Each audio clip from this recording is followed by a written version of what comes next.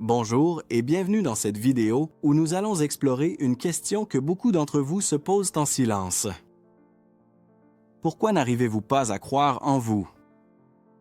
Peut-être avez-vous décroché un diplôme brillant et vous vous dites « J'ai juste eu de la chance ».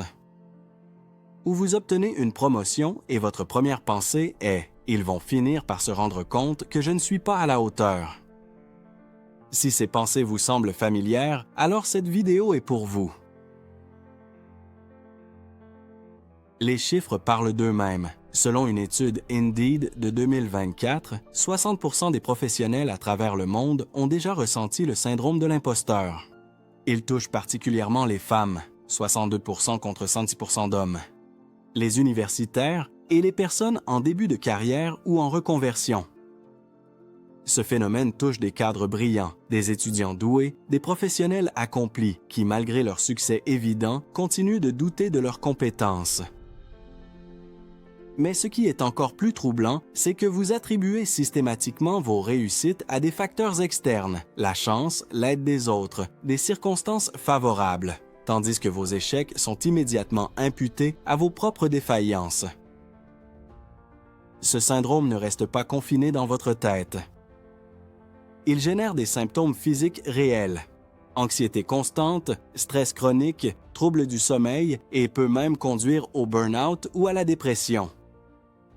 Sur le plan comportemental, il pousse à l'isolement social, à l'évitement des opportunités et peut même nuire à vos relations personnelles par peur d'être découvert. Dans les prochaines minutes, nous allons décortiquer ensemble les mécanismes psychologiques qui vous empêchent de reconnaître votre valeur. Pourquoi votre cerveau vous joue des tours à travers les biais cognitifs?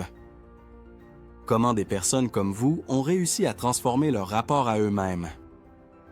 Et surtout, les méthodes scientifiquement validées pour enfin développer une confiance authentique en vous.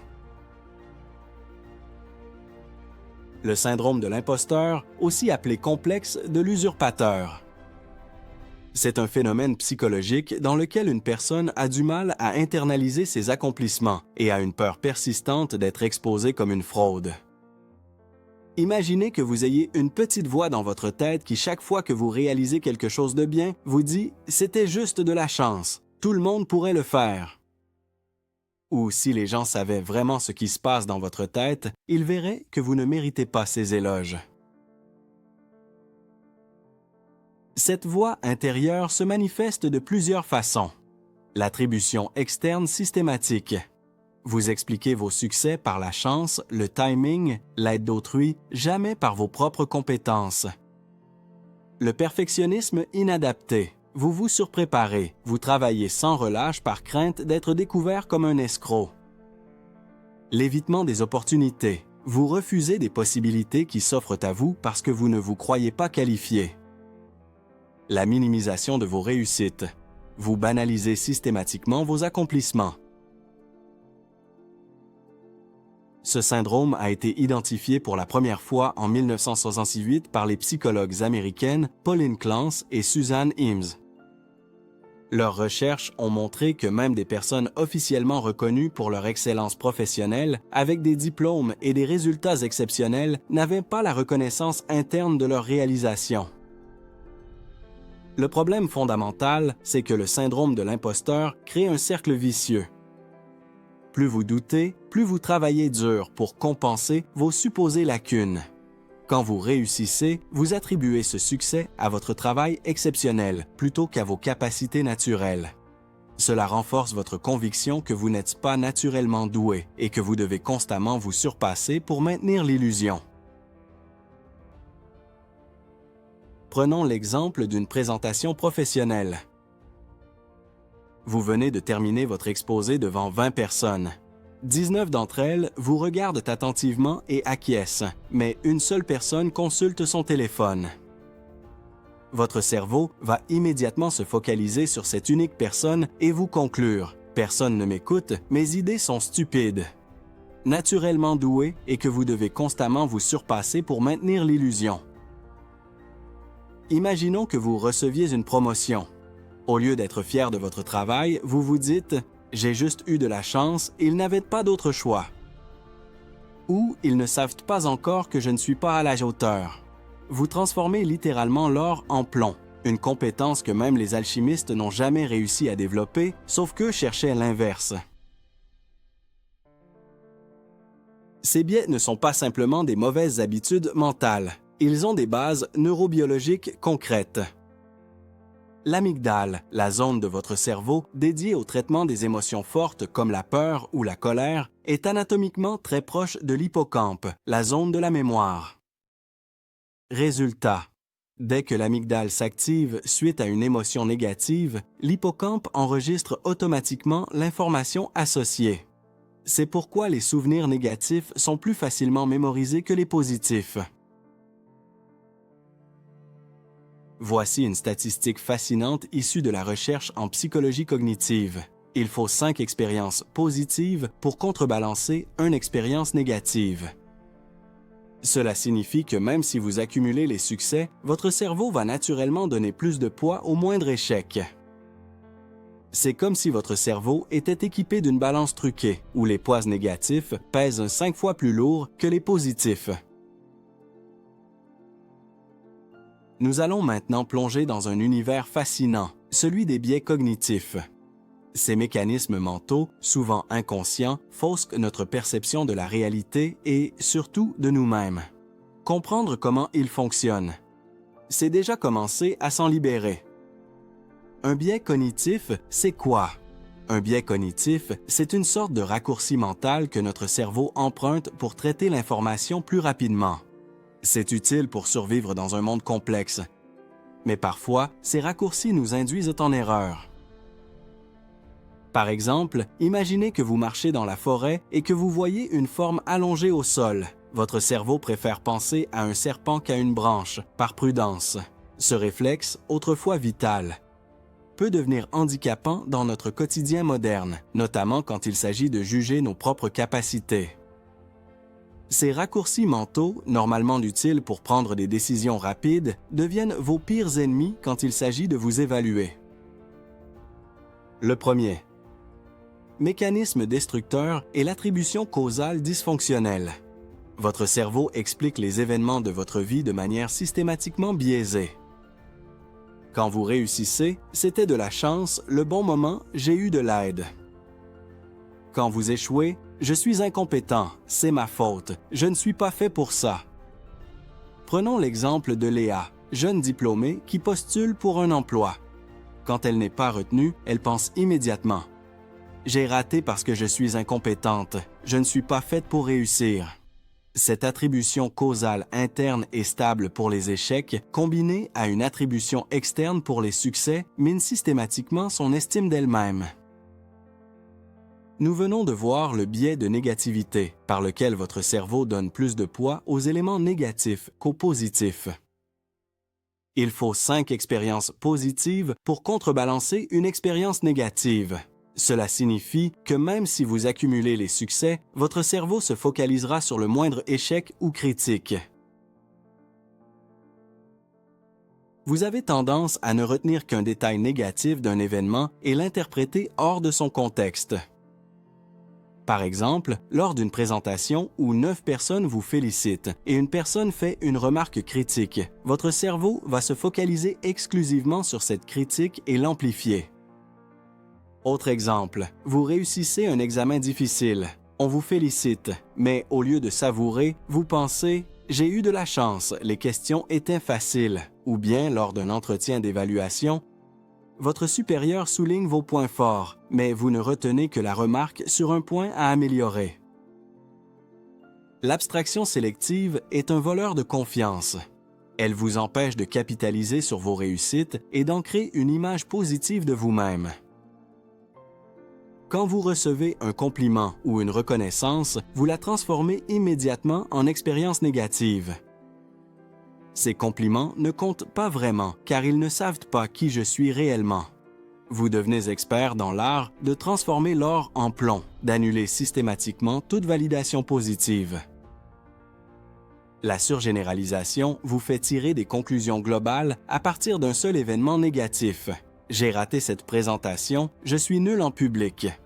La pensée tout ou rien vous pousse à voir les choses en noir ou blanc.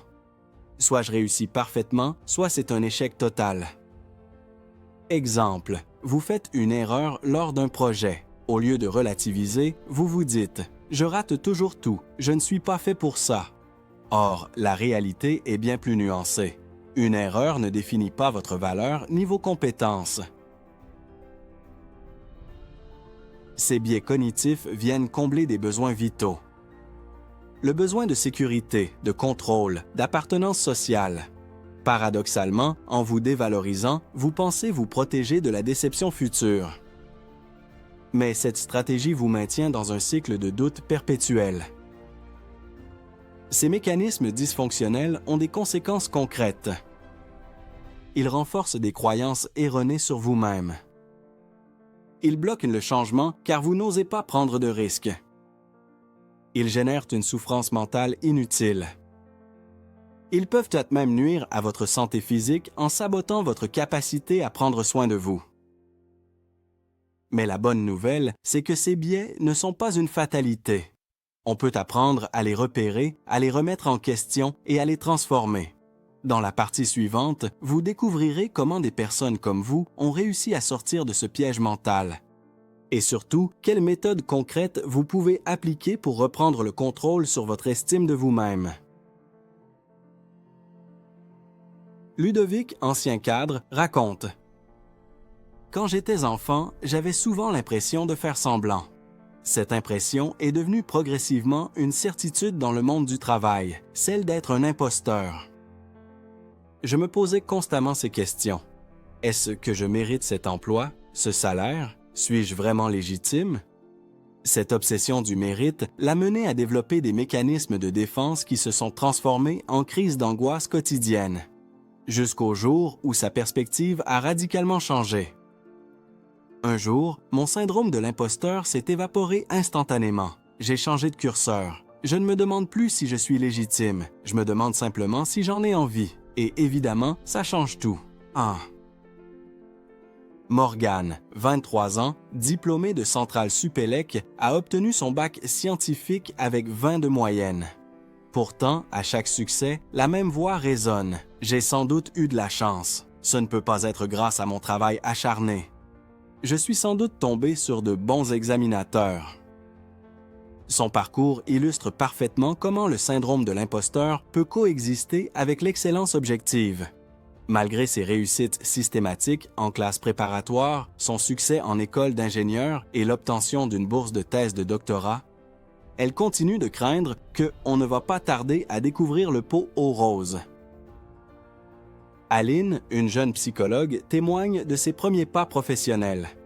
Mes premiers suivis avec les patients me paraissaient vides. J'avais l'impression de ne pas les aider, de ne rien savoir faire.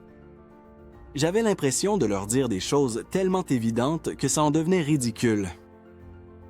Elle s'imposait des standards irréalistes, comme des entretiens de 45 minutes minimum, et se sentait nulle et inutile quand elle n'y arrivait pas. Avec le temps et l'expérience, elle a appris à réajuster ses attentes et à reconnaître la valeur de ses interventions, même imparfaites. Ces témoignages révèlent des patterns communs dans le processus de guérison.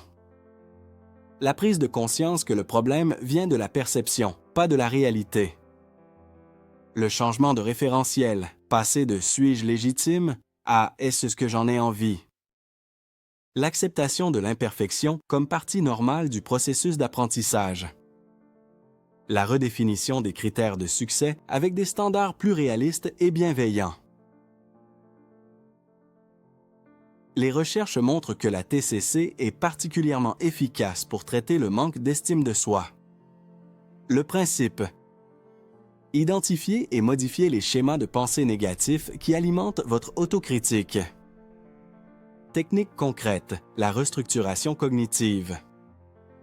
Identifiez vos pensées automatiques négatives. Je suis nul. Je ne mérite pas ce succès.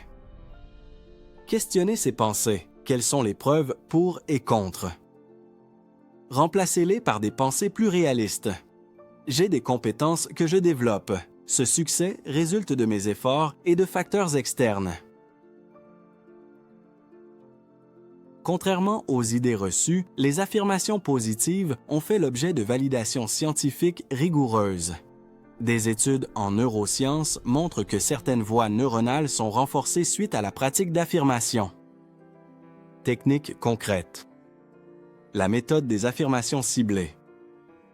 Choisissez une ou deux phrases spécifiques à votre situation. Répétez-les 20 fois le matin et 20 fois le soir, méthode Coué. Visualisez pendant que vous les prononcez. Ressentez des émotions positives associées. Pratiquez pendant au moins 21 jours pour créer de nouveaux circuits neuronaux. L'approche typée considère que le manque d'estime de soi vient d'une difficulté à prendre en considération ses besoins et à les communiquer. Technique concrète. L'affirmation de soi progressive.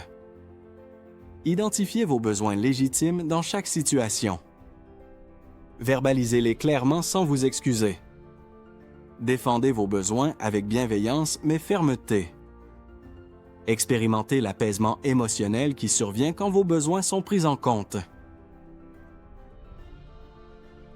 Le journal des victoires.